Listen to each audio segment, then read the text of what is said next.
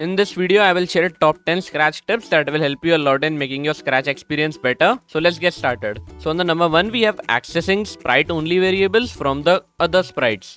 So now this one is really easy.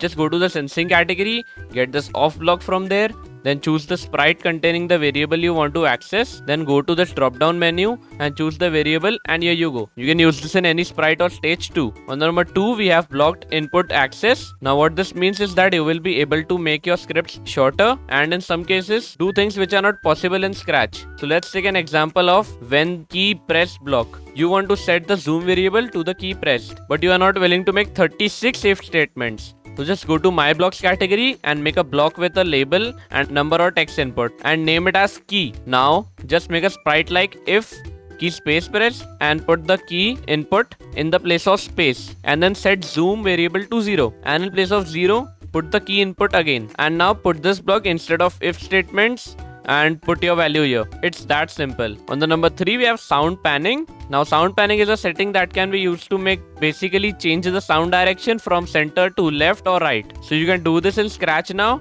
and to do it just go to the sound category and get this block which is named set pitch effect to 100 by default. Now change the pitch to pan left or right. Now if you set the value to 0, then it will be heard equally in both ears. If you increase the value, it will move to right, and if you decrease it, it will move to left. On the number 4, we have randomized values. Now this is not a single block, but this is a very small script. Just get a equal to operator and put a pick random block in it. Then set starting value to 1 and ending value to 2. Now in the right hand side, put the value 1. Now put this in an if else statement as the condition, and now you can use it to randomize actions. For example, take this script on the screen. On the number 5, we have click detection. Now this is also a simple and small script. Just put an if statement, then put the mouse down boolean in the condition, and then put a wait until block inside the if statement. Now put a not block from the operators category and then put the mouse down boolean in the nots condition. Now put the thing you want to do when the sprite is clicked below the wait until block, and now this will work. On the number 6, we have project unstoppable. Now if you use this, you or anyone will not be able to stop your project by clicking on the stop button. To do this, first get the when loudness is greater than 10 block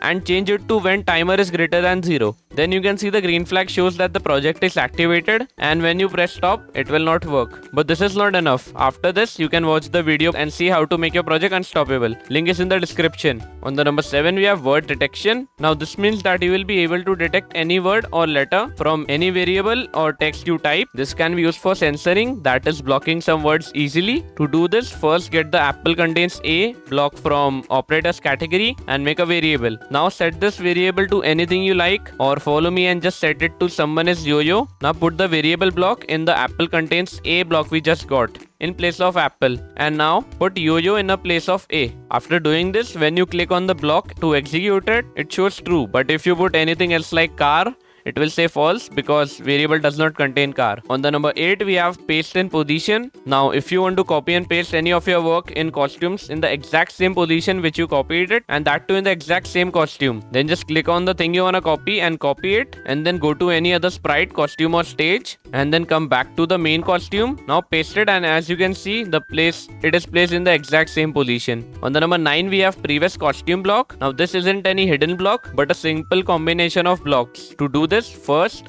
get the switch to costume and costume number blocks from looks category, then get the minus or subtract operator from the operators category, put the costume number block in this operator and put the value 1 in the right hand side of the operator. Now put this operator in the switch to costume block, and now when you click on it or put it in your scripts, this will work as previous costume block. Last on the list, on number 10, we have copy to new sound. Now this is a new Scratch 3 feature you might have not noticed. By using this, you can make a new sound from any part of any sound. No need of copying and pasting. To do this, first get any sound, then select the part you want and click on copy to new. And here you can see we have the new sound. So this was all for this tutorial. I hope you enjoyed it. Make sure you subscribe and hit that like button if you enjoyed this video. And thank you guys for watching, and I'll see you in the next video.